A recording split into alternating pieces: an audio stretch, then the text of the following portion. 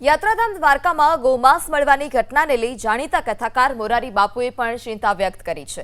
વ્યાસપીઠ પરથી મોરારી બાપુએ સરકાર અને સમાજને અપીલ કરી કે આપણે તમામે હવે જાગૃત થવાની જરૂર છે। ગાય આપણી માતા છે, ત્યારે આવો સાંભળીએ કે મોરારી બાપુએ શું કહ્યું।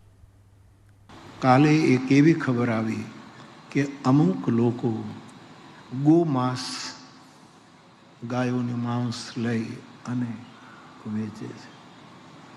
આ પવિત્ર ભૂમિમાં આવું થાય એ કોઈને ન ગમવું જોઈએ। હું દ્વારકા આવ્યો પહેલાં અને વચ્ચે મેં 2 ગૌશાળાની મુલાકાત લીધી છે અને બંને ગૌશાળામાં જે રીતે વિગત મેં જાણી કેટલી મોટી ગાયોની સેવા થઈ રહી છે।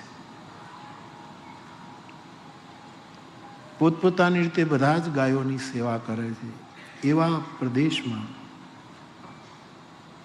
જે લોકો કરતા હોય તે ગાયના માંસનો પેલું કરે અને એ પકડાય એ સમાજ અને સરકાર માટે પણ મારી દૃષ્ટિએ ગંભીર વિષય છે। આપણે બધાએ જાગૃત થવું જોઈએ।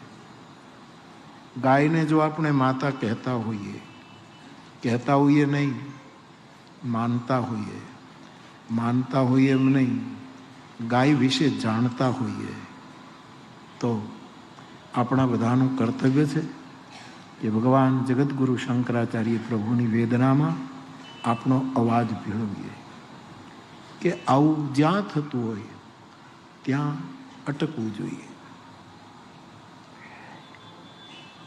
સનાતન ધર્મની, હિન્દુ ધર્મની ઉદ્ઘોષણા જ્યારે કરીએ છીએ આચાર્ય પીઠો દ્વારા, ત્યારે ગોહત્યા બંધ હો, ગોહત્યા બંધ હો, धर्म की जय हो, अधर्म का नाश हो, प्राणियों में सद्भावना